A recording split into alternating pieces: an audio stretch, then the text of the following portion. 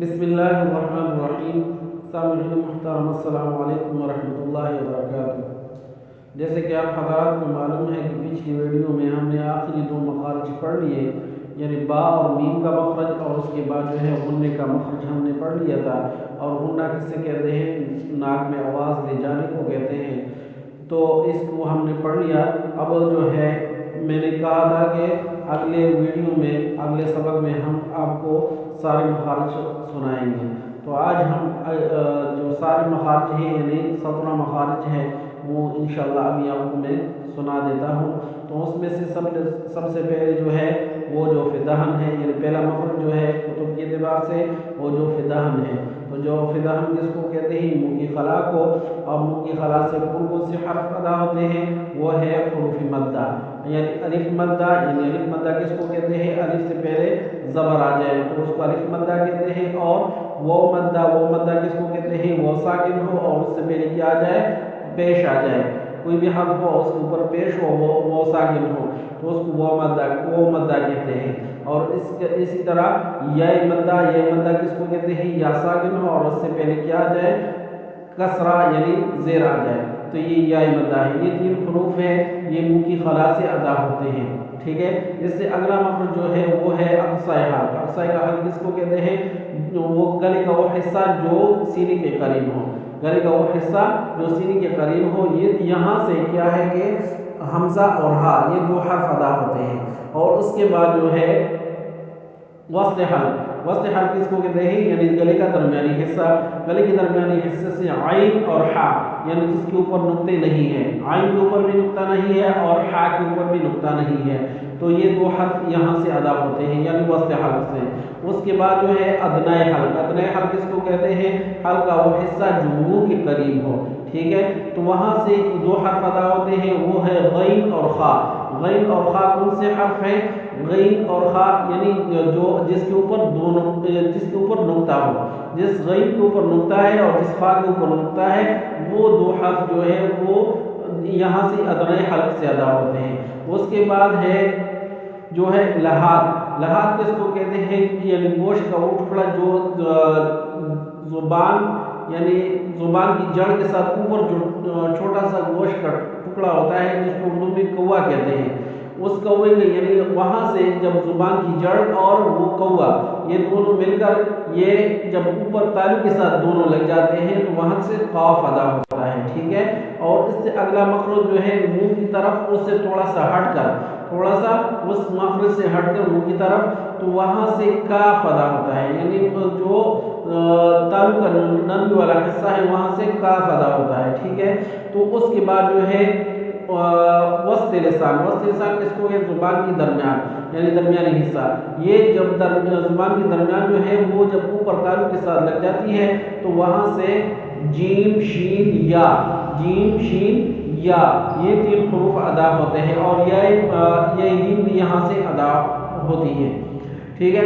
उसके बाद जो है वाद का मखरज हमने पढ़ लिया था। वाद का मखरज कौन सा है? हाफ़े लिसान यानी जुबान की करवट।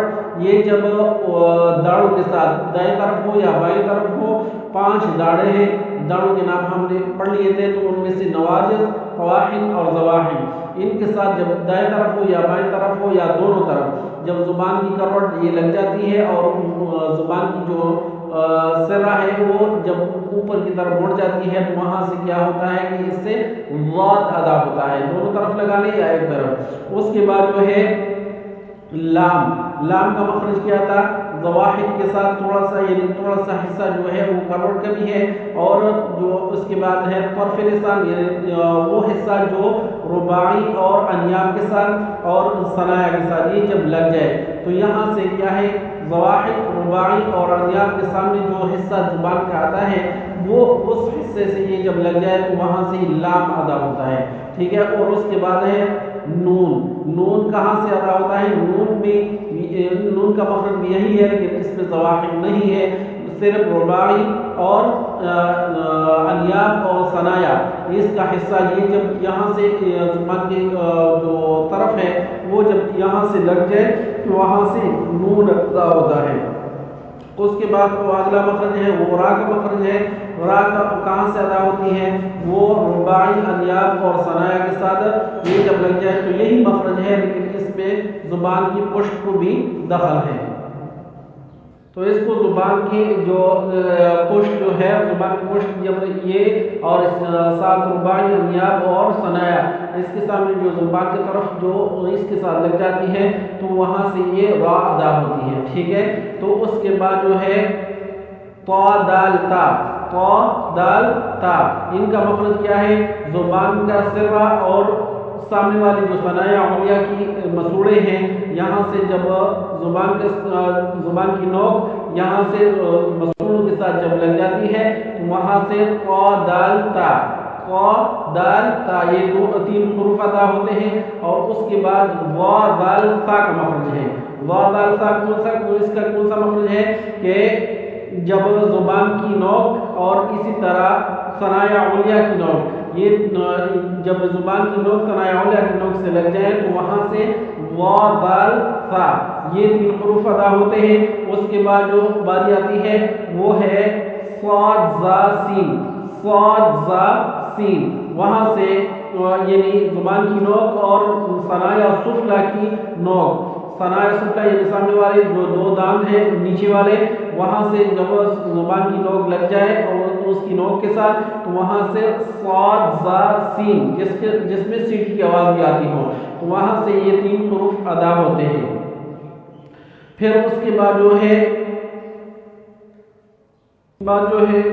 اس کے بعد اگلا مخرج جو ہے وہ فا کا مخرج، یعنی نچلا ہونٹ جب اندرون حصہ ثنایا علیہ کی نوک کے ساتھ یہ جب لگ جائے تو وہاں سے فا ادا ہوتی ہے، ٹھیک ہے۔ اور اس سے اگلا مخرج جو ہے با میم اور واو، یعنی یہ تین حروف جو ہے وہ ہونٹوں سے یعنی شفتین یعنی دونوں ہونٹوں سے یہ تین حروف ادا ہوتے ہیں، ٹھیک ہے۔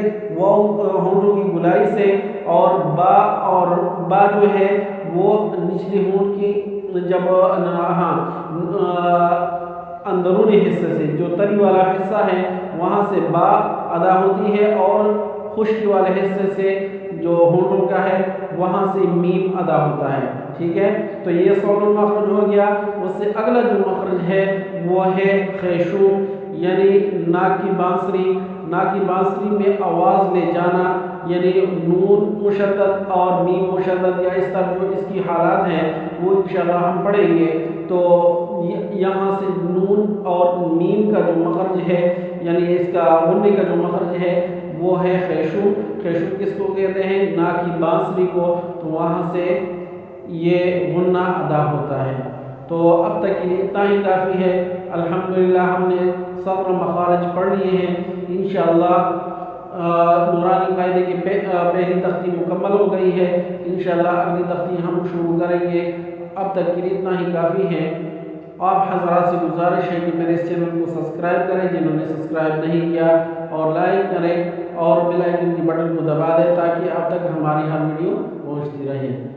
والسلام۔